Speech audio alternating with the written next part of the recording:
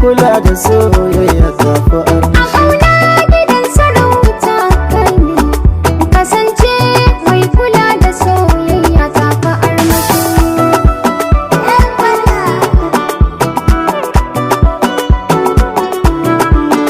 Mazauna rayuwa ta soyayya, a banke na fita maras kunya. Inda na yi rashin ki zan shige jinya, ke ɗai ce mutunce. Ina son ki duniya ke na yi wa gangami.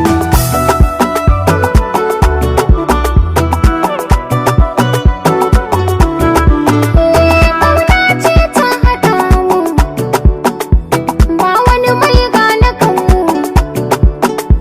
Kai wa iyaye nufu,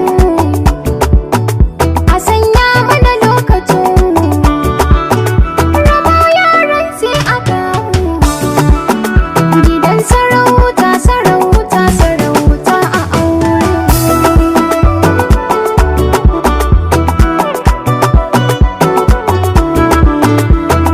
Ke ce majin sirrina, sai ma kin zama mai ɗakina. Ke za na yi wa kishina, duba ki ga me ke raina. Ƙauna ta zama alƙairi, mai shi baya gudun gori. A safe na yawa tare, kalamai da suke sajin da. A ƙauna gidan sarauta ke ce, Kasance mai kula da soyayya ta fi armashi.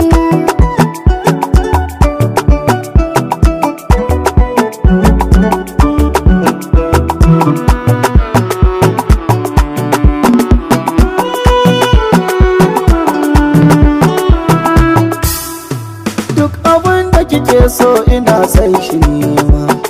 Ke ce kika sa yau nake kara girma, mana aji idan akan kina zama koma. Cikin ruwa kifi ake sawa koma, duk wanda ya raɗe ki zan sa ya suma.